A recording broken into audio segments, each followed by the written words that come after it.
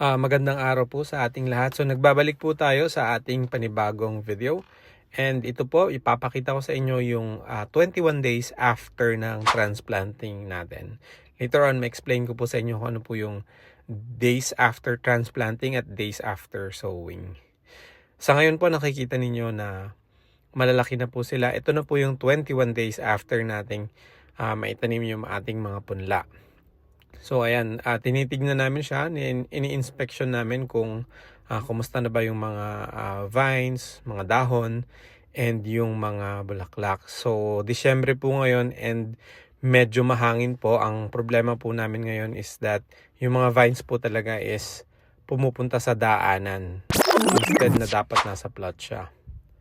So nakikita nyo po, ito po nung December 2, nung magsimula po tayong magtanim nung ating punla. So ito yung mga kasama nating farmers, and ganyan na po kalalaki yan after 12 days after sowing. So 2 days pong nakabalot, and then after 10 days po kami nag-transplant. Plus ngayon po December 23, so 21 days na po siya, pero ito po siya before or after po pagkatanim. So makikita natin medyo basa pa po. Medyo binagyo po yung mga plots natin, pero right after a week, kung makikita nyo po ngayon, medyo maganda na po yung ating mga pananim. So nahahati po sa tatlong variant ang ating mga melon. Meron po tayong honeydew, sweet melon, at yung ating watermelon. Sa area po na to, makikita nyo sa gitna is yung ating honeydew, while sa bandang ibaba is ang ating sweet melon. Total area po natin is 1.2 hectares. More or less about 14,000 seeds po in combination, but half-half po ang ating sweet melon at honeydew. About 6,000 seeds ng honeydew, while 7,000 seeds ng sweet melon, and then 2,000 seeds ng watermelon. So magkakaiba po yung tatlong yun, pero may purpose po kasi last time ang aming itinanim ay yung honeydew lamang po. So gusto namin magkaroon ng iba-ibang variant para din po sa mga buyer natin. Kasi minsan naghahanap po talaga sila ng iba-ibang variety ng melon. So dito po makikita natin na maliliit pa po yung mga tanim. And by the way, gumamit po tayo ng Yara na pataba. Ito yung along with the Atlas Triple 14 or Triple 14, tawag nga ng ating mga kasama. So dalawang Yara po ang ginamit natin, Yara Mila at Yara Liva. I-explain ko na lang po siguro sa ibang video yan, pero magkaibang purpose po yan. Definitely pampaganda ng bunga at pampatibay ng puno. So first time po namin gumamit ng Yara.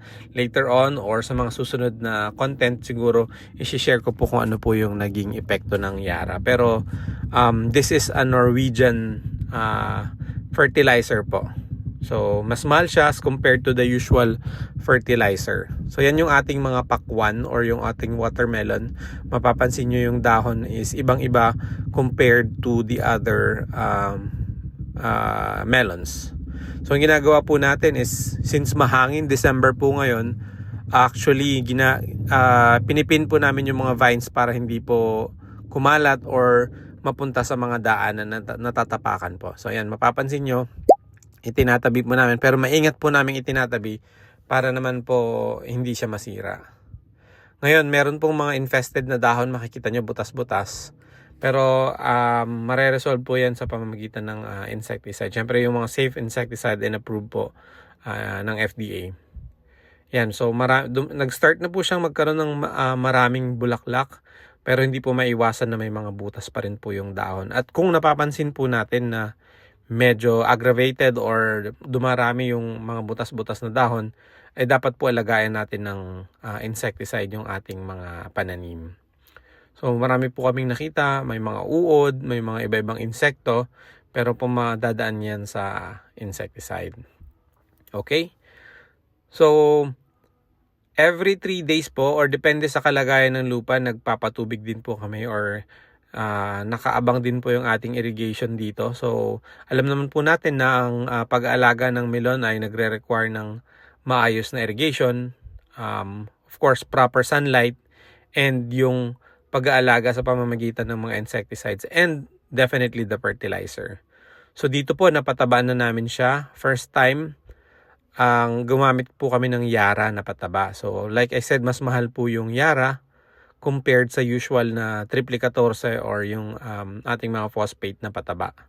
Yung dalawang po yun is about 4,130 pesos. Yung isa is 2,400 while 1,630 yata yung isang pataba. So as compared to the usual triple 14 na umaabot po ng 1,400 isang bag po.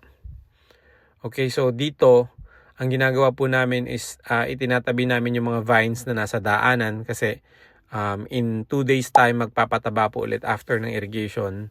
Kailangan pong maayos yung mga dahon para hindi po masira at matapak-tapakan kapag po nag-fertilize na ng ating mga pananim. Besides, mas madali pong hawiin yung mga dahon kasi ayaw naman po nating mabuhusan ng liquid fertilizer yung mga dahon kasi talagang masisira po siya. So dapat sa puno po ang pagpapataba and wag po sa dahon. So ayan, nilalagyan po namin ng mga bamboo clips yung mga vines nating mahaba na nasa gilid and minimake sure namin na hindi po siya nasa daanan ng mga plot. Besides, tubig po yung dumadaan po dyan sa mga in-between ng plots natin. So yung area na yan, kung mapapansin nyo po is mga honeydew po yan. Ganito po yung, usually halos magkamukha po yung honeydew at sweet melon na pataba, or halaman. So yan, mapapansin nyo, pinapakita ko po yung puno. Diyan po natin ibinubuhos yung ating liquid fertilizer. Ibang-iba po yung honeydew at sweet melon compared sa pakwan. So iba po yung dahon, mapapansin nyo po, hindi siya same. So ito naman, akala natin part ng dahon or ng mga maliliit na dahon, pero meron po tayong napansin na mga worms. Yan po yung lumalaki at kumakain ng mga dahon. So kailangan po natin siyang alagaan ng insecticide. Ayan, as you can see, may mga butas po yung ating mga dahon. So 21 days, ganito po sila. And mapapansin po natin, ang bilis po ng pag-grow. Again po, ito po yung no new seeds na variant. While I think hindi lang no new is yung ating pakwan or yung ating watermelon. Pero last time, umani po tayo ng maganda. Bukod sa binagyo po tayo nung nakaraang season, ngayon naman po is mas maganda po yung ating panahon. So ngayong December, ang problema lang po talaga natin is yung hangin at hindi masyadong maaraw po sa panahon ngayon. Kaya alaga din po natin sila sa pataba at syempre sa patubig. Makikita nyo later on yung paano namin pinapatubigan or ini-irrigate yung ating mga pananim. So dito, ito yung mga halaman na or mga melon after 21 days. So days after transplanting po is pag naglipat na po tayo ng punla, doon po tayo magbibilang ng days. While days after sowing is simula po sa pagpupunla ng binhi. Normally po, 10 days pwede na po siya. Pero nakabalot po muna yung, ng 2 days yung ating mga binhi. Kaya umaabot po ng 12 days bago po tayo mag-transplant sa ating mga plots. Okay, so makikita nyo po, medyo hindi din maayos yung ating mga plots sapagkat naapektuhan po ito ng bagyong Pepito. Medyo nababad po and masyadong na-dissolve po yung tawag nating initial na pataba or fertilizer sa kanila. So medyo mas mabagal po yung growth compared sa dati. Kasi po na-absorb na ng lupa. Yung iba naman po naanod ng tubig, excess water po nung bumagyo. That's why mapapansin nyo medyo maputik po yung ating mga plastic mulch. That's because po sa nagdaang bagyong Pepito. Okay, so makikita naman natin talagang maganda rin po yung mga tubo. So talaga namang maganda po yung pataba din nating nagagamit. Ito po yung sa watermelon and talagang mas mabilis po siya.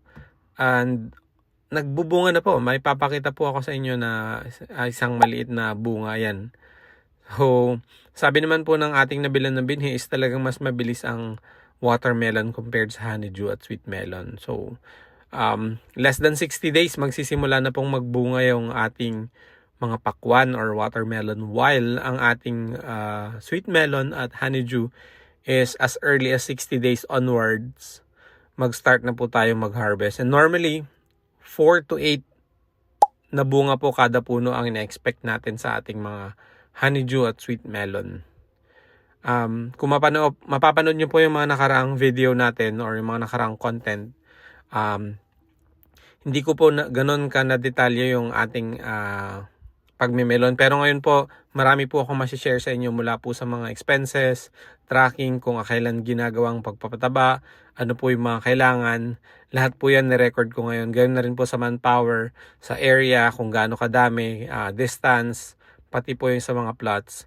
Although second time pa lang po namin, the reason why gusto ko pong i-record lahat is para mapag-aralan namin kung paano talaga yung proper na pag-aalaga ng melon. Kasi masasabi po namin na talagang productive naman po ang pagtatanim ng mga melon. Hindi po tayo malulugi except syempre kung talagang masira ito ng bagyo or hindi magandang panahon. Last time nasabi ko nga po is binagyo din yung ating mga melon, pero lumabas na nadoble pa rin po yung ating puhunan. Medyo mataas po siya compared sa mga ibang prutas or gulay. Sa 1 hectare po, more or less 200,000. Siguro abot po ng 250. Depende po sa mga gamit na bibili nyo or kung may gamit na kayo. Siyempre, kailangan natin like yung irrigation, manpower, mga pang-spray. Yung plastic mulch, siyempre, yung mga mulching plastic na yan, naabot po ng more or less 20 to 30,000 yung ating magiging puhunan dito. So, ito po, tinatry po namin i-irrigate ngayon. Although makikita nyo po, medyo nalulubog yung mga sa dami ng tubig. Pero mabilis pong mag-absorb yung lupa. At yan po yung kagandahan dito sa lupa na tinatamnan namin sapagkat mabilis niya po yung i-absorb yung water kasama po ng fertilizer. So ayan, makikita nyo rin po na naglalagay kami ng mga fence. Protection na rin sa mga hayop, mga kambing, kalabaw, or mga iba pang poultries or livestock na pwedeng manira sa ating mga halaman. Yan. So tinatry po namin paikutan ng fence yung ating entire 1 hectare ng melons. Kasi po ang plan is to test ngayon and then dalawang magkasunod po na season na magtatanim tayo ng melon. And then after that is palay po yung itinatanim dito during rainy season. So ang susunod na po dito is summer. We are expecting na mag-harvest po dito sa ating mga melon by early February na po. And then after a month, mga March or April is magsisimula na po tayo sa kasunod na melon ulit. And sana ma-share ko din po sa inyo yung kung gaano po karami yung makukuha natin. And umaasa din po tayo bilang mga farmers na sana maganda yung presyo ng ating mga pananim. So eventually, lahat yan ma-share ko sa inyo and sa mga gustong sumubok din sa pagtatanim ng melon. Willing naman po kami na mag-share. Ito po yung reason kung bakit ginagawa ko yung video na to. Isang disclosure lang po, hindi po kami ganun kagaling pa. So second time pa lang po namin magme-melon, pero lahat po ng natututunan namin is nasa internet naman na. And gusto ko lang din syempre ibahagi sa inyo bilang anak ng magsasaka. And sa mga may access na rin sa information ngayon, especially dito sa ating platform na YouTube. Kung makikita niyo, nagkaroon na rin po kami ng mushroom. Medyo stop po tayo dyan ngayon sa mga nagtatanong sa akin, pasensya na po. Pero nandito po tayo ngayon sa pagmemelon and susubukan po namin ngayon and then sa susunod around March ang pagmemelon. Okay, so ito yung ating kubo para sa ating mga farmers pahingahan. And then dito eventually lalagyan natin ng mga pailaw para na rin mabantayan yung ating mga pananim. So I think yun lang for now yung mai-share ko sa inyo guys. Kung meron kayong katanungan or siguro magandang suggestion sa mga dati na ring nagtatanim ng melon, willing po kami to learn from you guys. And also, gaya po ng nasabi ko, i-share kung ano po yung nalalaman namin. So kung hindi ka pa nakasubscribe sa channel na to, marami po akong mga content na ginagawa katulad ng farming, DIY, sa aking sasakyan, at sa kung ano-ano pa sa buhay. Good positivity lamang po yung ating sinishare, and I hope you guys learn from the contents. If not, willing po ako to accept any suggestion that you may have. So please subscribe, and thank you so much to those who are watching na mga kasama natin. Okay? Yun lang po for now, and thank you guys. See you sa next video natin. Take care. Goodbye.